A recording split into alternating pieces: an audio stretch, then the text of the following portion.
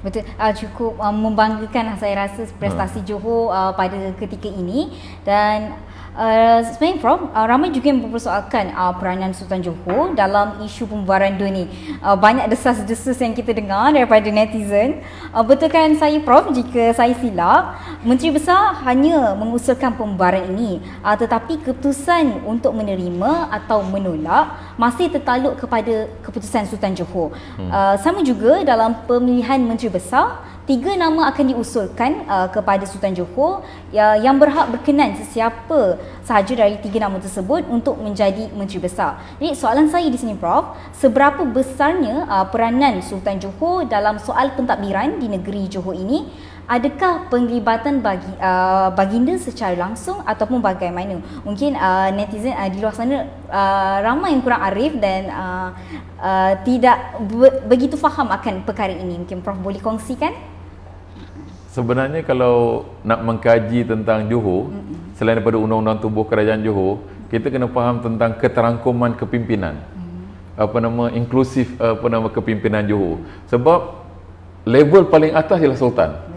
Dan ini disahkan dalam Undang-Undang Tubuh Kerajaan Johor pada perkara 14 pindaan yang menjelaskan bahawa Dewan Undangan Negeri Johor tu kuasa tertinggi ialah Sultan. Dan kemudian tu dengan segala kuasa yang ada, baginda boleh istilahnya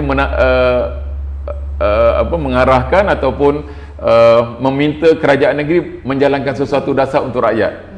Contoh dalam konteks yang tadi kan, apa-apa saja dasar yang digubal oleh Dewan Undangan Negeri Johor setelah mendapat kelulusan two-third majority, mesti mendapat perkenan Sultan Johor baru boleh dilaksanakan.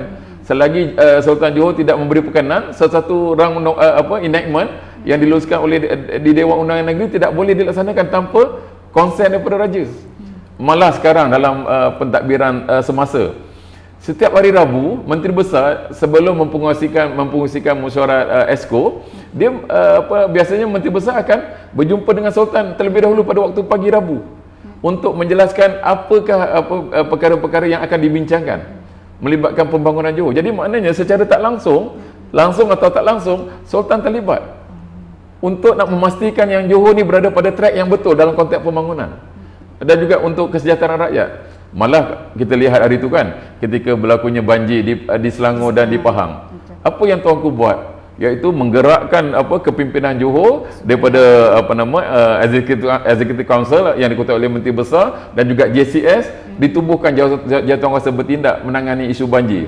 Dan baginda sendiri turun padang, pergi ke setiap daerah memastikan bahawa rakyat mendapat bantuan, manfaat kerana zaman susah adalah sebelum tu zaman PKP. Jadi akibat daripada itulah kita lihat dalam konteks Johor, bila banjir melanda negeri kita, alhamdulillah seluruh jentera kerajaan bergerak untuk membantu mangsa-mangsa banjir.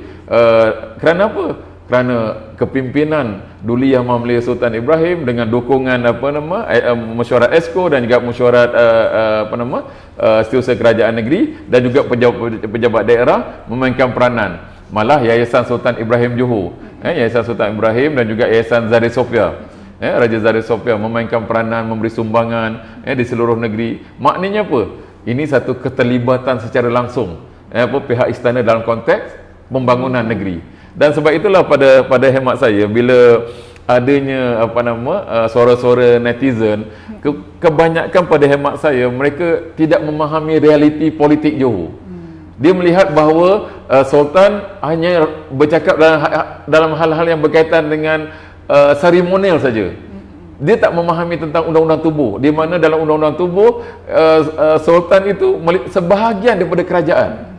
Dan sebab itu dalam kita lihat dalam konteks Johor ini, dan kalau kita memahami realiti, kita akan melihat bagaimana keterangkuman kepimpinan tadi dengan adanya Sultan di peringkat induk yang paling tinggi dengan dukungan orang politik yang diketuai oleh Menteri Besar dan juga didukung oleh golongan pentadbir yang dipimpin oleh Setiausaha Kerajaan Johor. Malah sistem Johor didukung oleh ulama'. Sebab apa? Dalam Undang-Undang Tubuh Kerajaan Johor perkara 57 menyebutkan Islam agama negeri selama-lamanya. Dan sebab itu agama-agama lain juga turut dibenarkan dijalankan di Johor dengan aman dan harmoni, dan ini nak menggambarkan bahawa Johor meraihkan kepelbagaian. Sebab itu pada hemat saya bila berkaitan dengan hal-hal berkaitan dengan pilihan raya ataupun politik, sebenarnya kita tidak, pada saya lah, kita kena memahami ilmu. Kita jangan melihat politik dalam bentuk emosi.